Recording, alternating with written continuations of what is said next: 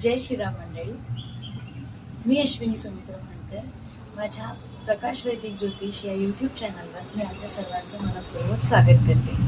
आज मी तुम्हाला सांगणार आहे की आपण गुढी का उभारतो, कशी उभारावी आणि त्याचे मुहूर्त काय. एक मिनिट, गुढी उभारल्यानंतर त्याला वापरल्या जाणाऱ्या वस्तूंचं तुम्ही काय करता, याच माहितीसाठी हा व्हिडिओ शेवटपर्यंत नक्की बघा. प्रतिपदेला आपण गुढीपाडवा हा सण साजरा करतो.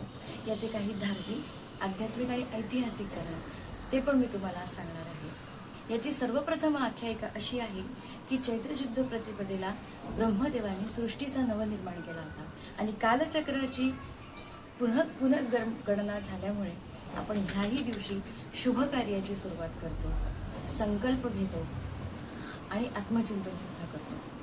दुसरी आख्यायिका अशी आहे की रावणावर विजय मिळवल्यानंतर श्री रामप्रभू वनवास संपूर्ण केल्यानंतर अयोध्येला जेव्हा परत गेले, त्यानंतर त्यांचा राज्याभिषेक होणार, ह्या उद्देशाने नागरिकांनी नववर्षाला हिंदू धर्मशास्त्रानुसार चैत्रशुद्ध प्रतिपदेला ब्रह्मध्वज उभारले आणि चैत्रशुद्ध षष्टीला त्यांचा राज्याभिषेक झाला होता.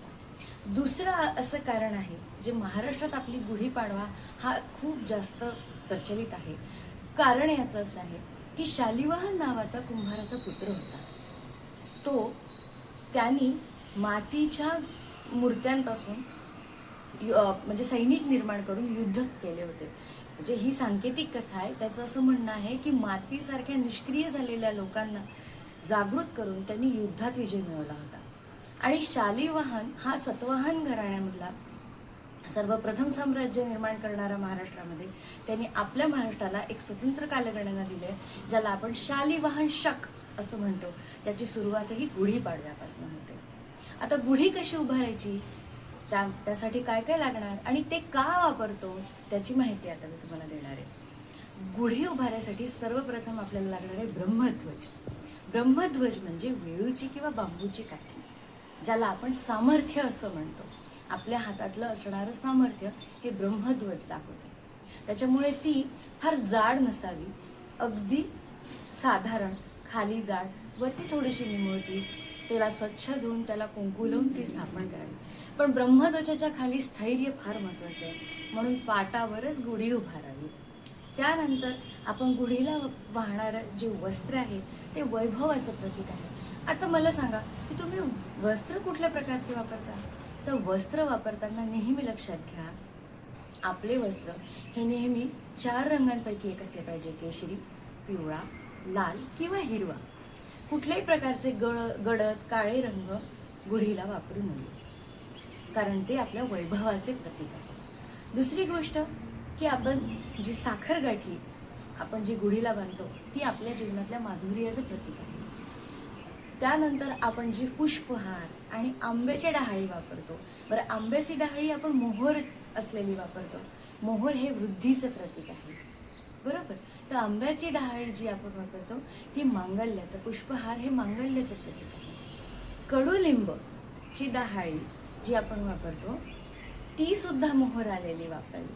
का? कारण ते पण वृद्धीचं प्रतीक आहे आणि आरोग्याचं प्रतीक आहे कडुलिंब, कारण ते आयुर्वेदानुसार जंतुनाशक आणि कीटकनाशकही आहे. त्यामुळे ऋतूबदलाचा आपल्यावर फारसा परिणाम होऊ नये म्हणून आपण कडुलिंबाची डहाळी वापरतो. त्यानंतर कलश. कलश म्हणजे यशस्वी.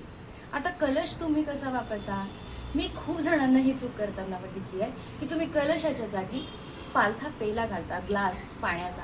तो अजिबात असं करू नये. हा ग्लास वापरायचा नाही आहे. आपल्याला 3 प्रकारचा तांब्या वापरायचा आहे. एक तर पितळीचा, तांब्याचा किंवा चांदीचा. स्टीलचा तांब्या वापरू नये.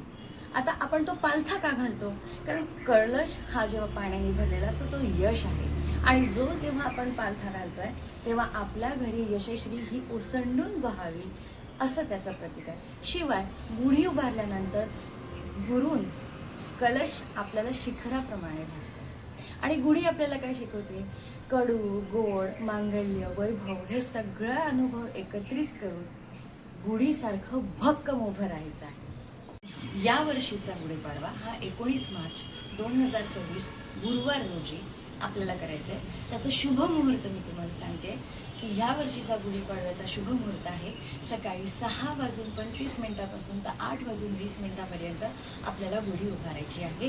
हा सर्वस्व शुभ आपल्याला काळ दिलेला आहे.